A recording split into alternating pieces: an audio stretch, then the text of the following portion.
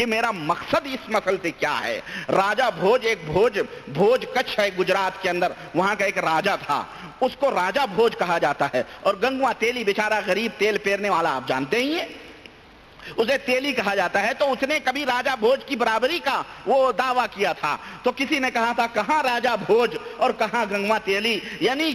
چہ نسبت خاک را با عالم پاک۔ فارسی میں کسی نے یہ مثل کہی کہ چہ نسبت خاک را با عالم پاک، کہاں زمین کی مٹی اور کہاں آسمان کی وسعتیں، دونوں میں کیا نسبت ہے۔ تو یہ ہے اس مثل کا مقصد، سمجھ رہے ہیں آپ کہ کہاں یہ لوگ اور کہاں۔ اور دلیل کیا دی جاتی ہے کہ حضرت ایوب علیہ السلام کو جب بیماری ہوئی تھی اور وہ مرض میں مبتلا تھے تو اللہ تعالیٰ نے کہا تھا کہ زمین کے اوپر اپنے پاؤں مارو، اور اس پاؤں کی برکت سے وہاں چشمہ ابل پڑا۔ تو اللہ نے کہا اب اس پانی کو پیو بھی اور اس سے نہاؤ بھی، اور چنانچہ ایوب علیہ السلام نے اس کو پیا بھی اور اس سے نہایا بھی اور شفا بھی ہو گئی۔ کہتے ہیں کہ پانی کی وجہ سے حضرت ایوب علیہ السلام کو شفا ہوئی، تو کیا پانی خدا ہو گیا؟ پانی کے قطرے خدا ہو گئے؟ تو جو شفا، اب اس سے دلیل لی جاتی ہے کہ اس کا مطلب یہ ہوا کہ حضرت کے قدموں کی برکت سے وہ پانی نکلا، پانی حضرت کے قدموں کی برکت سے نکلا، تو وہ پانی تبرک ٹھہرا کس کا؟ حضرت ایوب علیہ السلام کا، اور خود ہی ان کو پینے کا اور نہانے کا حکم دیا، تو اس تبرک سے ان کو شفا ہوئی، گویا اس پانی نے اس میں شفا پیدا کی۔ ان جاہلوں کو کوئی سمجھائے۔ اگر ہم ایک سیکنڈ کے لیے اولاً یہ تو قرآن کی تعویل باطل ہے، اس طرح سے یہ تعویلات کر کے، اسی لیے میں کہتا ہوں کہاں راجہ بھوج اور کہاں گنگوا تیلی، کہاں ایوب علیہ السلام اور کہاں ان کے یہ کتے شاہ، رگیلے شاہ، پیلے شاہ اور ہرے شاہ، اجالے شاہ اور اندھیرے شاہ، اور فلانے خواجہ ڈھکانے خواجہ، فلانے حضرت فلانے ڈھکے، جن کی کوئی ہسٹری نہیں، جن کی کوئی تاریخ نہیں، جن کی کوئی سند نہیں، جو کون تھے کیا تھے انہیں پتہ نہیں، لیکن ہمیں اچھی طرح سے معلوم ہے۔ بھلے ان بیچاروں کو پتہ نہ ہو لیکن ہمیں اچھی طرح سے معلوم ہے، کیوں؟ یہ کتابیں میرے پاس موجود ہیں۔ یہ کتابیں انہی کے پریس سے نکلی ہوئی، انہی کے معتقدین کی چھپائی ہوئی اور طباعت کی ہوئی یہ کتاب ہے۔ اگر ان کتاب کے حوالے سے، مثلا یہ کتاب اسرار حقیقی حضرت سلطان الہند رحمت اللہ علیہ کی کتاب ہے۔ اب اس کتاب میں جو بات لکھی ہوئی ہے، اس میں یہ لکھا ہوا ہے کہ حضرت کے اسلام کے جو 5 بنیادی اصول ہیں اس کے اوپر حضرت نے روشنی ڈالی ہے، اور یہ سلطان الہند خواجہ غریب النواز کی کتاب ہے، اور یہ وہ خطوط ہیں جو انہوں نے اپنے خلیفہ حضرت خواجہ قطب الدین بختیار کاکی کے نام سے انہوں نے لکھا تھا، تو وہ اس کتاب میں محفوظ کر دیے گئے ہیں۔ یہ فارسی زبان میں یہ کتاب تھی، اس کو اردو میں ترجمہ کر دیا گیا ہے۔ اگر ہم مان لیں، اولاً تم تو ان کے اوپر یقین بھی رکھتے ہو، اعتقاد بھی رکھتے ہو، یعنی جو قبروں کے پرستار ہیں، قبروں کی عبادت کرتے ہیں، پجاری ہیں بیچارے، یہ تو اس کتاب کے اوپر یقین بھی رکھتے ہیں۔ لیکن اگر اولیاء اللہ کی یہ صفات ہیں جو اس کتاب میں، اور ایک ولی اللہ وہ باتیں لکھ سکتا ہے جو اس کتاب میں موجود ہیں، تو حقیقت یہ ہے، میں نہیں کہتا ہوں، یہ کتاب کے حوالے سے میں بول رہا ہوں، حقیقت یہ ہے کہ ایک مومن آدمی ان باتوں کا تصور بھی اللہ کے اور نماز، روزے، حج اور زکوٰۃ کے بارے میں نہیں کر سکتا جو حضرت خواجہ غریب نواز نے اس کے اندر بیان کی ہیں۔ بلکہ اس طرح کا اظہار خیال کوئی زندیق اور کوئی مرتد اور کوئی اسلام سے خارج شخص ہی اسلام کے ارکان کی اس طرح سے تعویلات اور اس طرح سے تفصیلات بیان کر سکتا ہے۔ ایک مومن جسے ولایت کا مقام حاصل ہو اور حقیقی طور پر وہ ولی ہو، یقیناً وہ یہ باتیں نہیں کر سکتا ہے۔ ابھی اور اسی طرح سے یہ ہمارے پاس جوامع الکلم ہے، یہ کتاب ہے حضرت خواجہ سید محمد گیسو دراز حسینی کی، جو گلبرگہ کرناٹک کے اندر ایک اسٹیٹ ہے، اس کے یہ بہت بڑے ولی اللہ مانے جاتے ہیں، اور وہی نہیں بلکہ بڑے دور دور سے لوگ ان کی قبروں پہ آتے ہیں۔ اس طرح اب یہاں تو میں چونکہ مملکت سعودی عربیہ میں رہتا ہوں، اب یہاں پہ تو مجھے وہ کتابیں میسر نہیں آ رہی ہیں، یہ تو دیگ کے وہ چاول ہیں جو میں آپ کو دکھا رہا ہوں جو پک چکے ہیں، اس طرح کے چاول بطور سیمپل نہ جانے کتنے ڈیگوں میں پک رہے ہیں، ہمیں اس کا پتہ نہیں۔ کاش میں ہندوستان میں ہوتا یا پاکستان میں ہوتا یا بنگلہ دیش میں ہوتا اور وہاں کی لائبریریاں صوفیوں کے تعلق سے جو باتیں لکھی گئی ہیں، جو کرامتیں، جو کتابیں ان مزاروں کے اوپر بانٹی جاتی ہیں، کاش اگر اس جگہ میں ہوتا تو یقیناً آپ کے سامنے میں کتابوں کے ایک جو ہے پنڈار لا کر رکھتا اور ان حوالوں سے میں آپ سے بات کرتا کہ دیکھیں یہ عقیدے ہیں، یہ عقیدے ہیں، یہ عقیدے ہیں، اور اسلام کا یہ ایمان اور عقیدہ ہے، اسلام عقیدے کے تعلق سے یہ باتیں کر رہا ہے۔ لیکن افسوس کی بات یہ ہے کہ ہمیں وہ کتابیں میسر نہیں ہیں اس ملک کے اندر۔ یہ تو بیچارے پتہ نہیں کہاں کہاں سے لوگوں نے بھیجے ہیں، اور لوگ جو درست ہوتے ہیں اور قبروں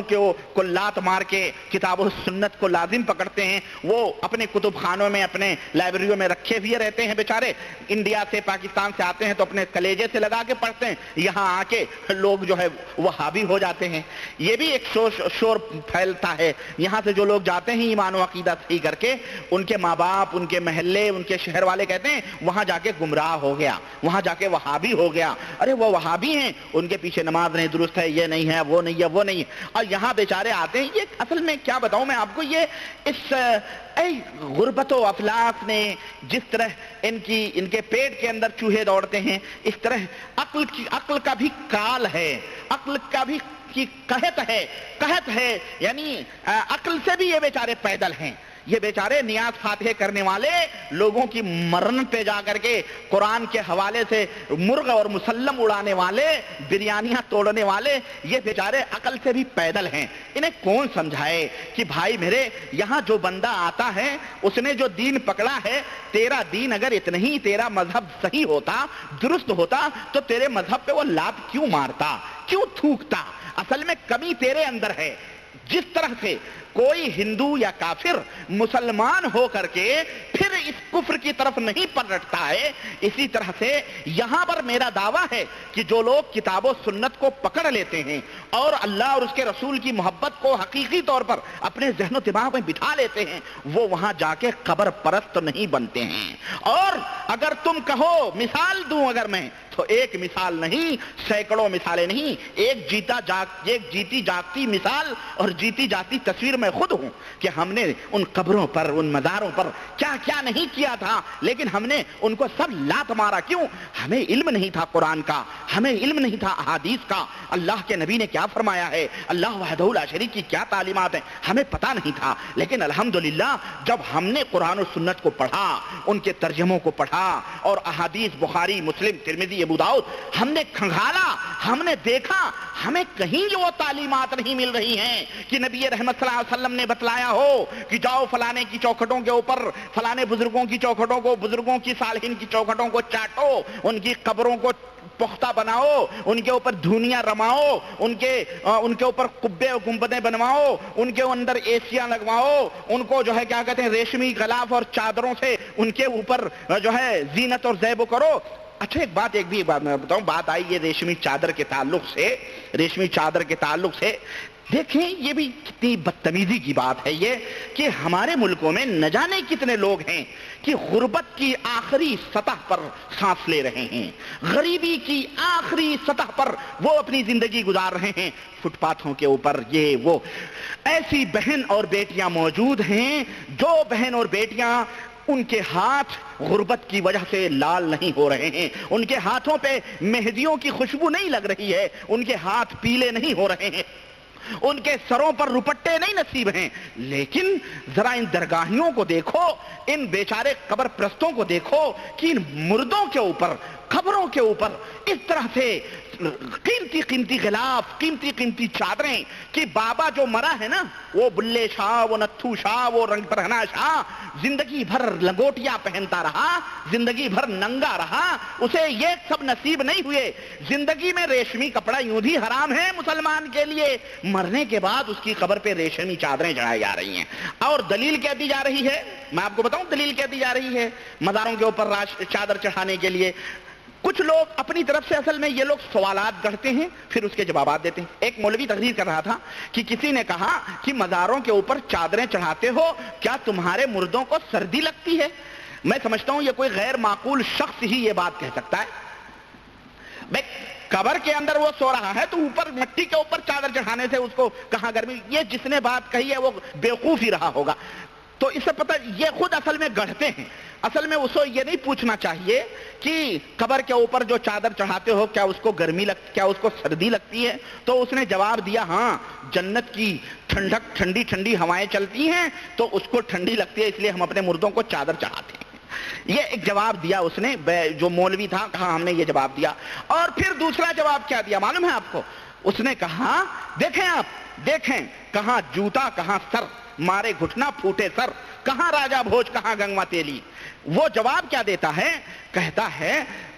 میں ذرا پوچھوں تم سے, تم تو ہمارے بزرگوں کی مزاروں کے اوپر تم نے اعتراض کر دیا, ہمیں یہ بتلاؤ کہ خانہ کعبہ کے اوپر جو تم نے غلاف چڑھایا ہوا ہے کیا خانہ کعبہ کو ٹھنڈی لگتی ہے؟ یہ کفر اور یہ اس طرح سے توہین خانہ کعبہ کی زندہ مثال تقریروں کی کیسٹوں میں ملیں گی آپ کو, اور ہمارے یہاں کے ملے اور ملانے اس طرح کے بیانات دے دے کر کے. اور اس کے اوپر یہ جاہل بیچارے, یہ جاہل جو غیر تعلیم یافتہ بیچارے جن کو عقل نہیں ہے, یہ اس کے اوپر نعرے رسالت کی حضرت نے کیا دلیل دی کہ تم غلاف کعبہ کا غلاف, کعبے کے اوپر غلاف چڑھانا چھوڑ دو, ہم اولیاء کے مزار پہ چادریں چڑھانا چھوڑ دیں گے. اور دوسری مثال اس نے دی کہ جناب علی اگر 20 کتابیں رکھی ہوں اور میں کسی سے کہوں کہ ہم نے ایک بڑے علامہ سے کہا کہ حضرت آپ ذرا سا بخاری شریف لے آئیں, تو وہ گئے تو آدھا گھنٹے میں بخاری لائے. پھر ہم نے دوسرے تو کہا حضرت بخاری شریف آپ آدھے گھنٹے میں لا رہے ہیں؟ کہنے لگے اصل میں نے یہ کتاب الماری پلٹی تو اس میں یہ کتاب پایا, دوسری کتاب دیکھا تو وہ کتاب تھی, تیسری دیکھا تو وہ کتاب تھی, چوتھی دیکھا تو وہ کتاب تھی, پانچویں دیکھا تو وہ کتاب تھی. بعد بحث اور جستجو کے میں یہ کتاب لایا ہوں. آدھا گھنٹہ میں وہ بخاری لائے. ہم نے دوسرے حضرت سے کہا کہ حضرت ذرا ترمذی لے آؤ, وہ گئے تو 40 منٹ کے اندر جو ہے وہ ترمذی لائے, بہت جستجو و تلاش کے بعد. اور ہمارے یہاں ایک نوکر تھا بدھو, ہم نے اس سے کہا بدھو جاؤ ذرا قرآن لے آؤ, تو وہ گیا, جو ہے بدھو خان لے آؤ قرآن, تو وہ گیا اور وہ 1 منٹ میں قرآن لے کے چلا آیا. ہم نے کہا حضرت علامہ گئے آدھا گھنٹے میں بخاری لا رہے ہیں, وہ حضرت گئے 40 منٹ میں ترمذی لا رہے ہیں, اور تو 1 منٹ میں قرآن لے آیا. کہا حضور میں تو جاہل آدمی ہوں, اور میں نے کیا دیکھنا ہے, میں نے دیکھا جس کتاب کے اوپر سرخ غلاف یا غلاف چڑھا ہوا تھا میں نے وہ کتاب لے آیا, مجھے کیا معلوم یہ قرآن ہے یا کیا. تو اس نے کہا کہ قرآن کے اوپر غلاف اس لیے چڑھایا جاتا ہے تاکہ لوگوں کو معلوم ہو یہ قرآن ہے, لوگوں کو پتا چلے یہ قرآن ہے. اسی طرح ولیوں کے قبروں کے اوپر چادریں اس لیے چڑھائی جاتی ہیں تاکہ گزرنے والے کو پتا چلے اور وہاں سے گزرنے والے کو معلوم ہو کہ یہ کوئی ولی